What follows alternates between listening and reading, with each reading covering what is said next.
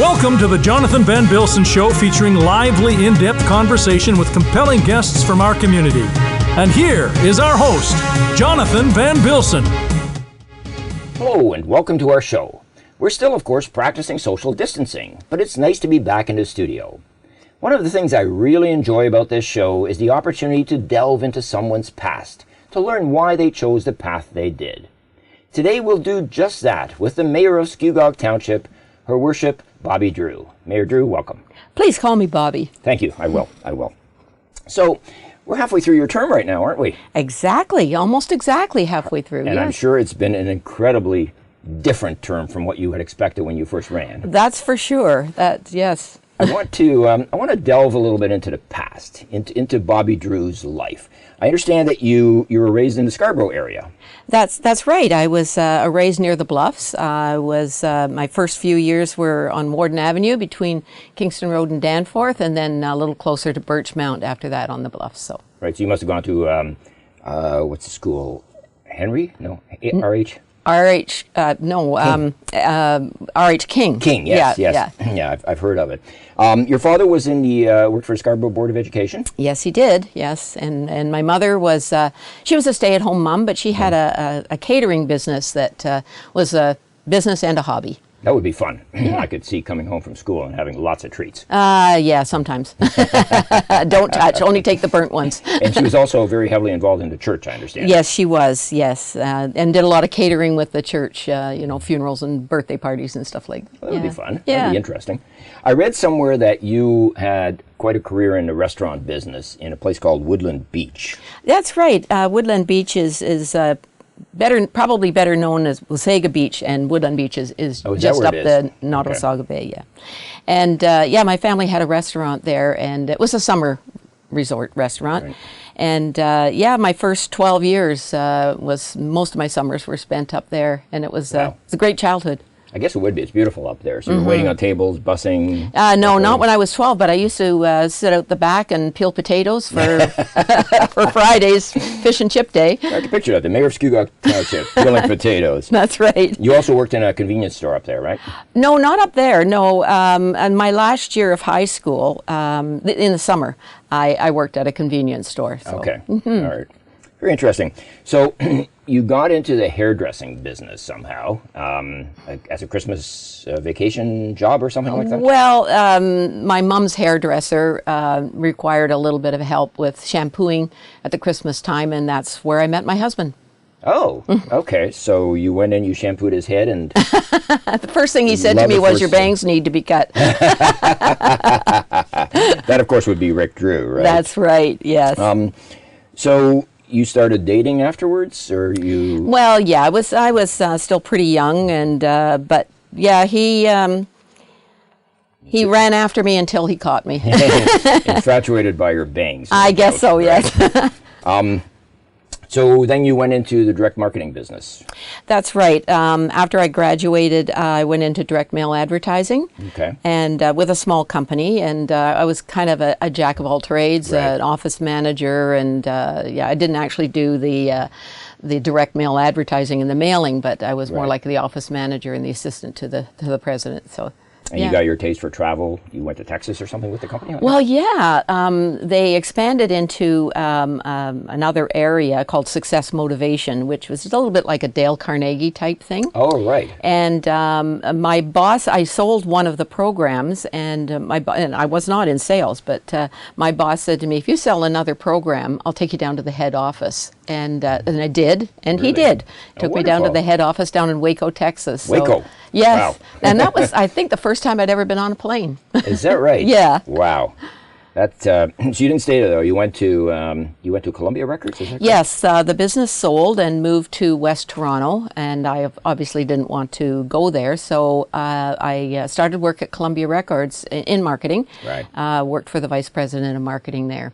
I remember Columbia Records. I'm dating myself here, but we used to get something in the mail that if you get 12 records for free, if you buy a subscription for the next 20 years, which of course my father did, and we had records coming out of our ears. Yes. Well, that was my job at first at Columbia Records. Yeah. It's unfortunate my dad's not with us anymore because I'd love to give him your name and contact information. So you did marry Rick? Yes, Good. yes. We got married and then started looking for a place to live to bring up our family. Okay, you were living in Scarborough at the time, right? Where your daughter was born, correct? Yes, my daughter was born in Scarborough, and we moved up here when she was 3 weeks old. Oh my goodness! And Yeah. why not Scarborough? Just not a place to raise It children? was just that's not where we wanted to raise our children. Right. Yeah. Okay.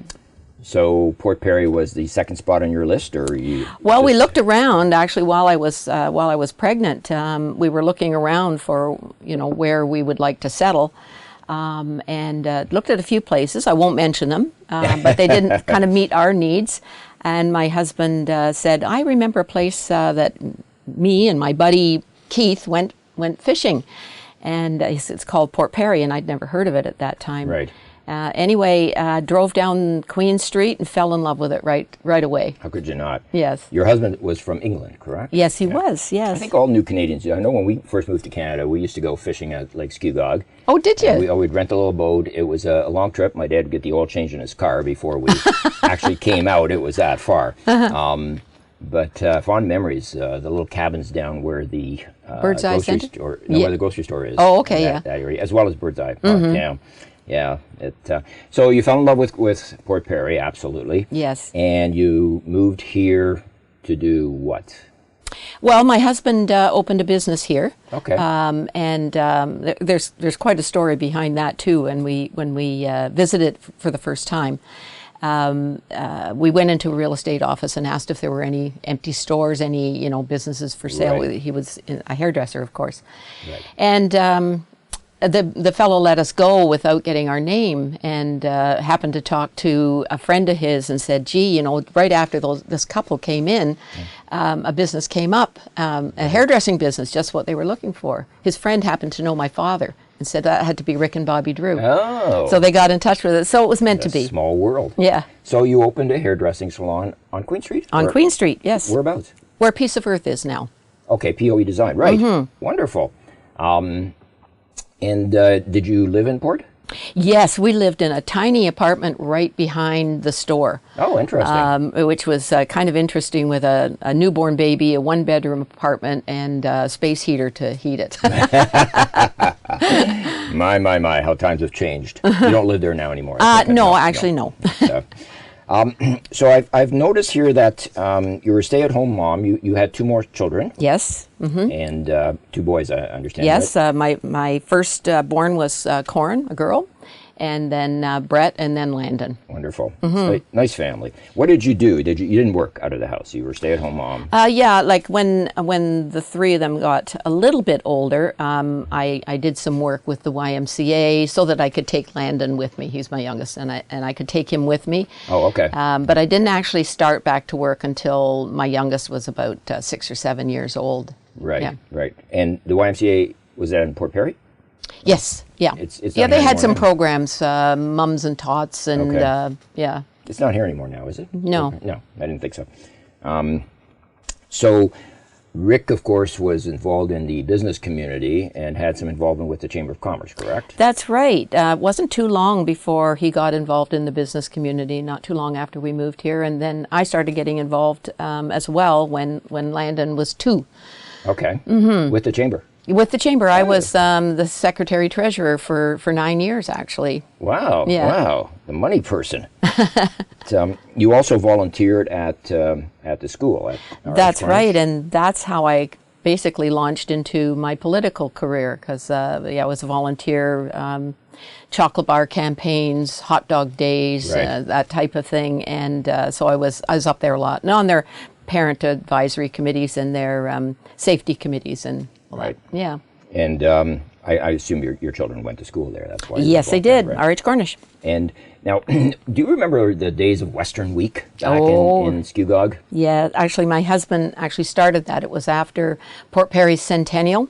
Okay. And that was such a success that the Chamber of Commerce decided that maybe they should make it a regular summer festival, and that was Western Weekend for a number of years. And what exactly was Western Weekend? Because it was before my time. Well, it was in Port. Yeah, it was a summer festival, and the street was closed, and all the different service organizations would have booths, and they would help with sponsoring dances and dancing on the street, and dances at the Latcham Center, and big concerts at the arena. Well, was it a one-day thing or a one-week thing? No, it was a whole weekend. Really? Yeah. So they closed the streets for the entire weekend? Yes, they did. What a concept. It's quite a concept.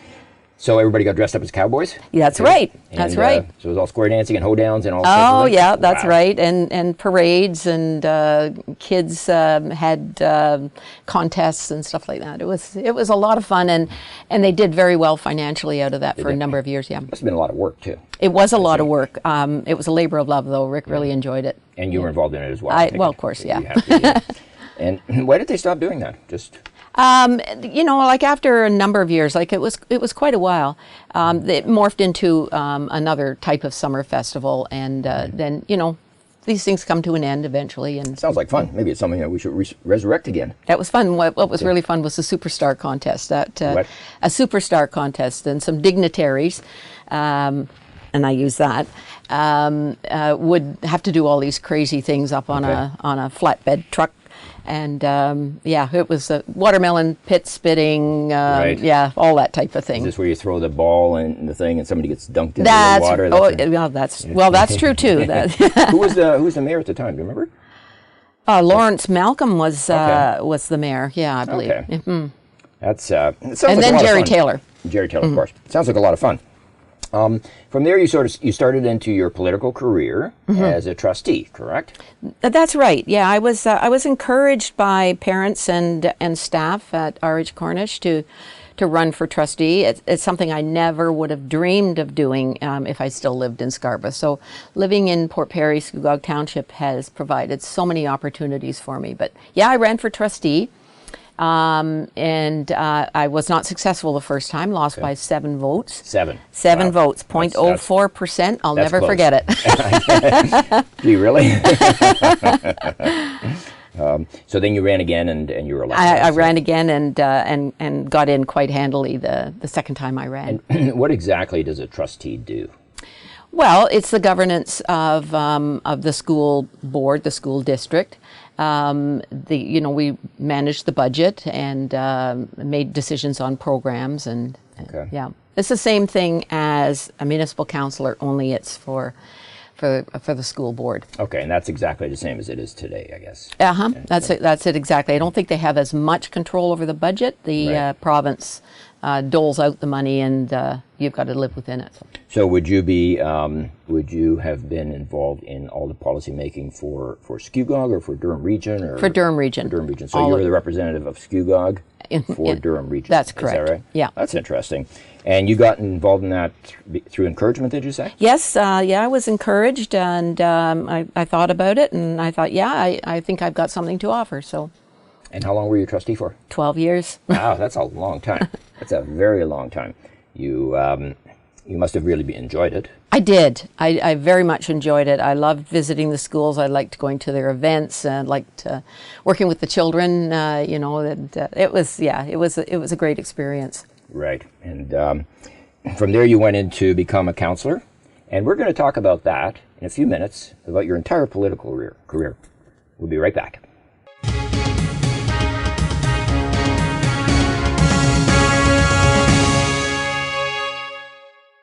Hello, I'm Jonathan Van Bilsen for Photos and Travel, where we bring the world to your doorstep.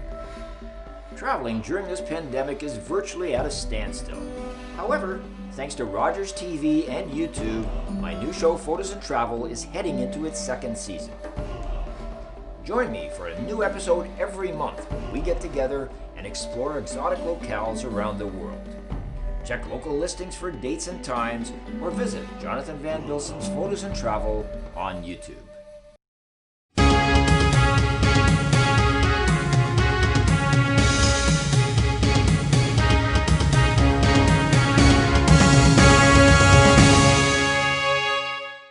Welcome back. Our guest today is the Mayor of Scugog Township, Her Worship, Bobbie Drew. Bobbie, welcome back.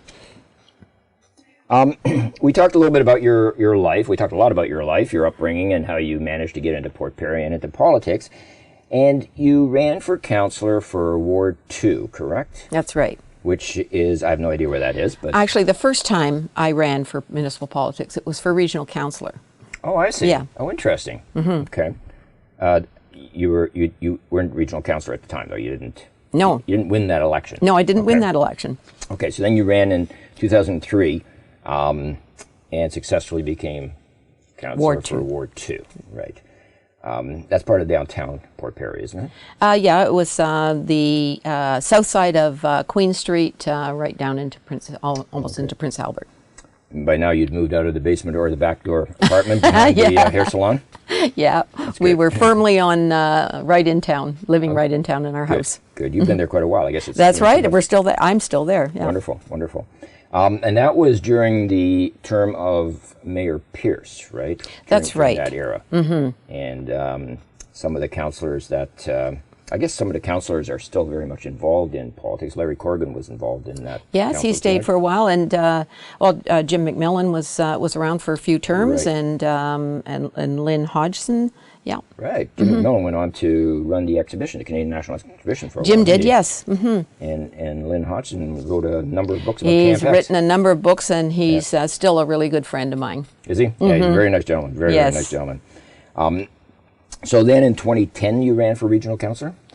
I guess it was, yes. That was the next stage in your career? Yeah. Okay. Yes, I ran for, I did 2 terms as Ward 2 councillor. Right. And then I tried for regional councillor and was successful. Wonderful. And then 2 terms as regional councillor, deputy mayor. So what does a regional councillor do? I mean, well, not only do they represent all of Scugog Township, they don't have a specific ward, but they represent all of Scugog Township at the region. So we've got 2 full agendas to read as regional councillor and as mayor. So, we represent Scugog at the region. So, and then you report back to council and so forth. That's so right. You're a liaison between That's correct. council and region. And that would have been when I guess the regional chair would have been Roger Anderson at that time? That's right, yeah. Yeah, we miss him. Yes, of course, absolutely. So over your vast career in politics, what are some of the things that you have been involved in, some of the more notable items that you've been involved in? Oh wow, that's a toughie. There, you work so hard, you just move from one thing to the next as you go back and look at it. So were you there during the expansion of the library? You must have been. The recent expansion of our library. Yes. Well, yes, I was actually on the Friends of the Library when the expansion when we first moved to onto Water Street. That was when I was actually a trustee, and before that as well. But anyway, I was on the Friends of the Library there, and through that whole big move from Queen Street to Water Street, which was a pretty contentious issue. So, and then of course the expansion of the library, which was part of a grant from the federal and the provincial government. Right. That was called Stage 1 of the Waterfront, and the expansion of the library was part of that, as well as the traffic circle. And the boardwalk and so on and so forth. The traffic circle is amazing. I love that. I remember when it first went up, there was a newspaper ad, and it showed 15 different signs pointing you in the right direction around the traffic circle, and there was a white van going the wrong way. Always remember that. Traffic circle comes to Port Perry. Yeah, we don't have quite as many signs now, but it was a real education for sure many people. I'm sure it was. If you lived or worked or visited Europe, you would be familiar with them. I drove the wrong way once in a traffic circle in England. We won't go into that. And the new one on I guess it's Bloomington at Markham Road, which is a massive traffic circle. It's got 3 lanes going around. It is really a treat to watch people go through that. Oh, I'll bet. Are we planning expanding ours to 3 lanes? No, not at this point. We don't even have the room, so. So then phase 1 of the Waterfront Expansion, you mentioned that. So what exactly took place during that? During that, there was the wall built and a walkway along the Palmer Park waterfront. Wall? Yeah. Okay. And the boardwalk from there until the to the marina. There was a traffic circle and then there was the expansion to the library, and the parking lot that's on Water Street and North. The library was a major expansion. I remember there's a lot of controversy about it. Some people wanted it 2 stories. Some people wanted it moved. What was the reason for the decision that you ended up with? Expanding to a single story in the location where it is? Well, public consultation was the biggest thing. We did talk about a second story, but that soon was squashed. You have to consider that you're on a lakefront, first of all, and that the water table is pretty high.